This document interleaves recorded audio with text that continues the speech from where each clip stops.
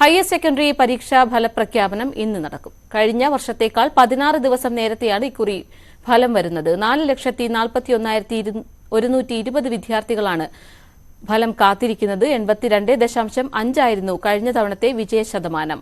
April 3 മുതൽ 24 വരെ നടന്ന മൂല്യനിർണ്ണയ ക്യാമ്പിൽ 25,000-ഓളം അധ്യാപകരാണ് പങ്കെടുത്തത്. വൊക്കേഷണൽ ഹയർ സെക്കൻഡറി പരീക്ഷാ ഫലപ്രഖ്യാപനവും ഇന്ന് തന്നെ നടക്കും. റെഗുലർ വിഭാഗത്തിൽ 27,798 പ്രൈവറ്റ് വിഭാഗത്തിൽ 1,502 വിദ്യാർത്ഥികൾ പരീക്ഷ എഴുതി. ഇത്തവണത്തെ SSLC ഫലം വന്നപ്പോൾ കഴിഞ്ഞ വർഷത്തേക്കാൾ കുറവാണ് വിജയശതമാനം. എന്നാൽ എല്ലാ വിഷയത്തിനും A+ കിട്ടിയവരുടെ എണ്ണം വർദ്ധിക്കുകയും ചെയ്തു. കണക്കുകൾ പരിശോധിക്കാം. 99.69% ഇത്തവണ SSLC വിജയ ശതമാനം. വിജയികളായ എല്ലാ കുട്ടികൾക്കും അഭിനന്ദനങ്ങൾ. എന്തായാലും ഇത്തവണത്തെയും കഴിഞ്ഞ വർഷത്തെയും ഒരു SSLC വിജയ ശതമാനവും കണക്കും ഒക്കെ നമുക്കൊന്ന് പരിശോധിക്കാം. ഇത്തവണ 99.69% വിജയം. കഴിഞ്ഞ തവണ 99.70% അതായത് 0.01% കുറവ്. പരീക്ഷ എഴുതിയത് ഇത്തവണ 4,27,105 കുട്ടികളായിരുന്നു. കഴിഞ്ഞ തവണ 4,19,128 കുട്ടികളായിരുന്നു. 7,977 കുട്ടികളുടെ എണ്ണത്തിൽ വർധനവ്.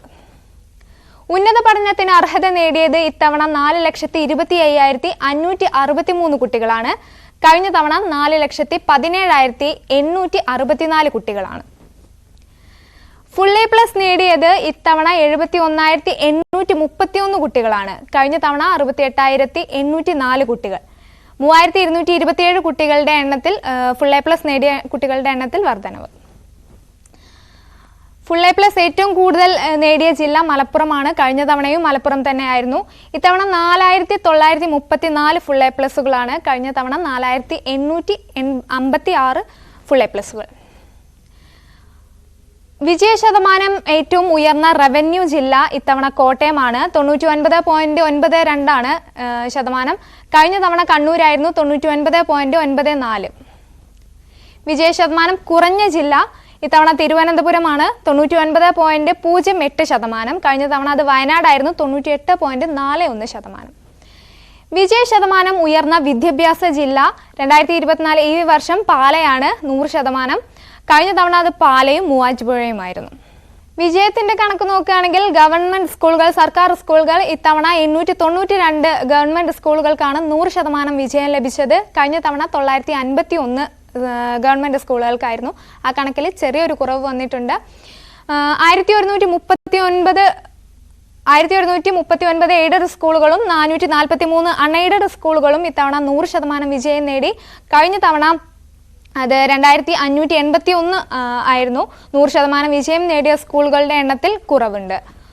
ഇനി കഴിഞ്ഞ കുറച്ച് വർഷങ്ങളിലെ കണക്കെടുക്കുകയാണെങ്കിൽ 2022 99.26% വിജയം. 2021 99.47 ആയിരുന്നു.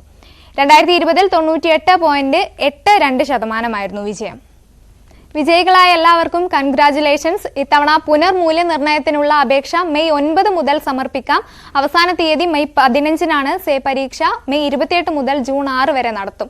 വിജയം നേടിയവരുടെ സർട്ടിഫിക്കറ്റുകൾ ജൂൺ ആദ്യവാരം മുതൽ ഡിജി ലോക്കറിൽ ലഭ്യമാകുമെന്നും മന്ത്രി അറിയിച്ചിട്ടുണ്ട്.